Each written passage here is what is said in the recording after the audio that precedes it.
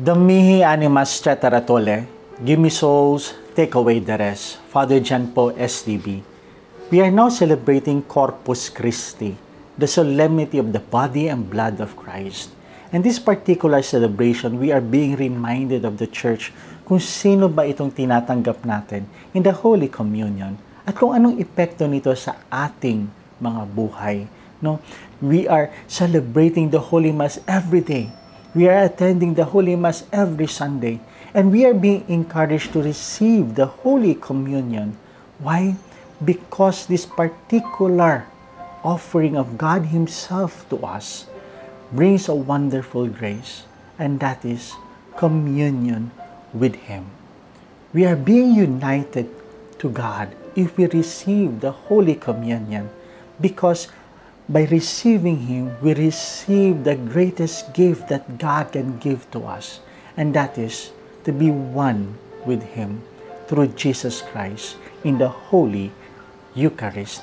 Kasi kung tayo'y kapiling ng Diyos at kaisa tayo ng Diyos, all the graces that we need is with us. This is the covenant that God longs for, a covenant that will unite us all. Kasi from the very beginning, from the salvation history, ito po yung ninanais ng ating Diyos, that we become one, that we are united with our brothers and sisters, and that we are united with Him, our God. Kung kaya po lahat po ng mga ginagawa ng mga propeta, that even Jesus Christ offering Himself to us is towards one mission, and that is communion. And the Holy Eucharist, in the body and blood of Christ, that particular desire of God is being put to reality. Because every time that we receive Him, we become one with the body of Christ. And with Christ, we are one with God. And by receiving Him, we become one church, because we are becoming one body, one faith, one baptism through Jesus Christ. At ito po yung pinapakita sa ating mga ebanghelyo, the covenant of love, the covenant of compassion, the covenant that brings union to one another. In the first reading, pinakita po dito sa Old Testament that they will be the people of God and Yahweh will be their God if they follow His commandments. And if they promise that they will be faithful in fulfilling the covenant, if they fulfill the commandments and the teachings of God, they will be blessed. They will be with God as long as they continue to be faithful in the covenant. That's why it was made in the compact of blood, because blood symbolizes life. Binibigay natin ang buong buhay natin at nangangako tayo na we will be doing everything that God wishes us to fulfill. And that is what is also being presented in our second reading. Pinakita naman po dito that God is really blessing us with His presence, wishing us to be united with Him. He entered into our sanctuary. And that is our hearts. God is inviting us to receive Him because He wishes to live in our sanctuary sa ating mga puso.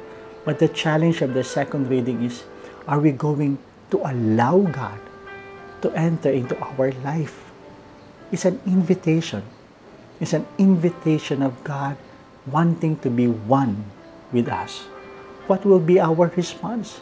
Are we going to allow Him to live in the sanctuary of our life? At ito po yung nangyayari sa ating banal na misa. God is offering Himself to us in the Holy Communion. And it will be our choice, it will be our decision kung pipila tayo doon at tatanggapin natin at sasagot tayong Amen. Naniniwala ako at nananampalataya ako na tinatanggap ko si Jesucristo sa aking buhay, sapagkat sa aking pagtanggap sa Kanya, I am being one with Him, and being one with my brothers and sisters, and being one with my God. At ito po'y pinapakita sa ating Ebanghelyo, taken from the Gospel of Mark, chapter 14, verse 12 to 16. Pinapakita po dito sa in first part, Jesus is commanding His disciples.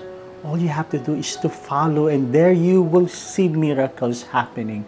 Kasi lahat ng pinag-utos ng Diyos, sinunod nila at nakita nila naging totoo. Connected with our first reading.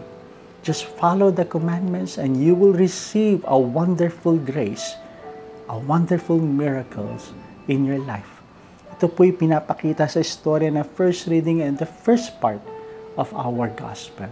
And there, He is now presenting to us, receive this new covenant, the covenant of mercy, compassion, and love. Receive the covenant through Jesus Christ, the new covenant of God. In this celebration of Corpus Christi, we are being reminded that the one that we are receiving in the Holy Communion is Jesus Christ, the new covenant, a covenant that will unite us to one another, but most especially, uniting us to our God. But as what the second reading is telling to us and presenting to us in the whole celebration, it will be our choice.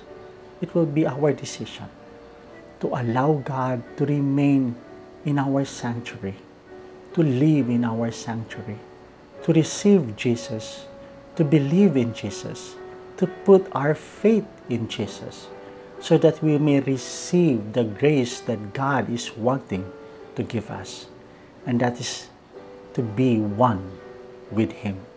So once again, my dear friends, in this Corpus Christi, we are being reminded that the one that we are receiving is Jesus Himself, the new covenant that will bring union to one another and towards unity with God. So once again, my dear friends, God bless us all.